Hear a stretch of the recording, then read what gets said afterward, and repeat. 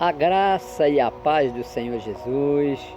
Quero falar com você sobre um tema muito importante para uma vida espiritual produtiva, a oração. E também quando a oração não é produtiva. Ela não é produtiva quando as palavras ditas são nada mais do que a composição de um monólogo carnal, baseado no egoísmo e na autossuficiência de quem se engana, falando a si mesmo, pensando falar com Deus. Foi dessa forma que Jesus se referiu em Lucas no capítulo 18, versículos de 11 a 13, ao fariseu que subiu ao templo e orava de si para si mesmo, se colocando numa posição de superioridade em relação àquele publicano que sequer ousava levantar seus olhos para o céu. Afinal, uma das características de alguém que ora de modo aceitável a Deus é a humildade, que pavimenta o caminho de acesso a Ele. Jesus não deixou de reconhecer que aquele homem, o fariseu, realmente orava, só que faltava à sua oração o ingrediente principal para que ela fosse compreendida como direcionada a Deus. E o ingrediente principal é a fé. Sim, é possível alguém orar sem fé, mas não é quanto mais você ora que mais a sua fé aumenta, porque também não é a oração o fator gerador da fé, mas a própria fé é que dá consistência à oração e o recurso capaz de lhe dar as condições necessárias de alcançar a fé para orar de modo agradável a Deus. É a palavra revelada pela pregação, conforme está escrito na carta de Paulo aos Romanos, capítulo 10, versículo 17. E assim, a fé vem pela pregação, e a pregação pela palavra de Cristo.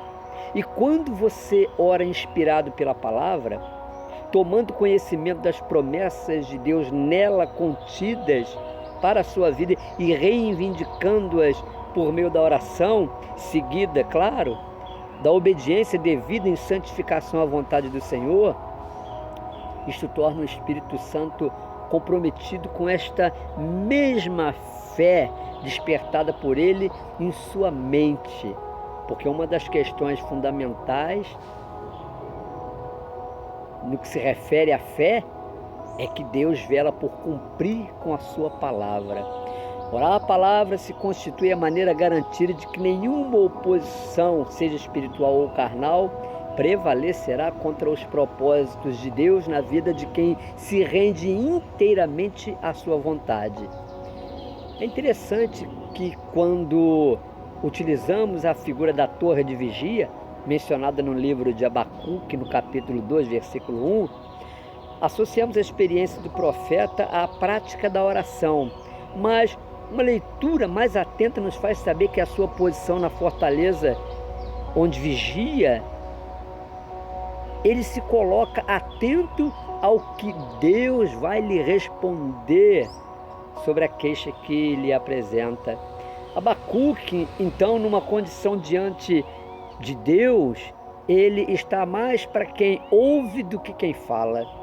E sobre isso Jesus estabeleceu uma ordem que não deve ser invertida, que é vigiai e orai para que não entreis em tentação. O espírito, na verdade, está pronto, mas a carne é fraca.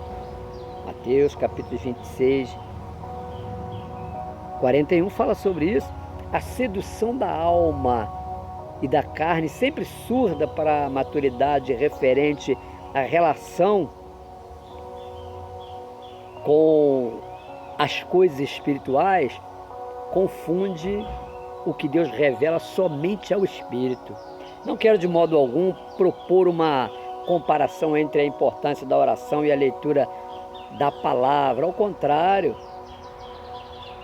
a fé gerada no Espírito daquele que crê lhe confere a autoridade para transferir para Deus, através da oração, que tem a sua importância, tanto quanto a palavra, qualquer causa, como sendo propriamente sua, de Deus, do próprio Senhor.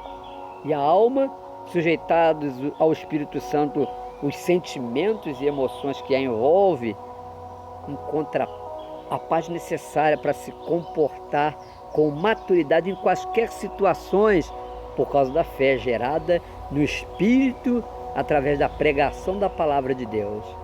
Pois a oração que não se fundamenta na palavra revelada pelo Espírito ao nosso espírito, não deixa de ser uma arma, só que sem munição.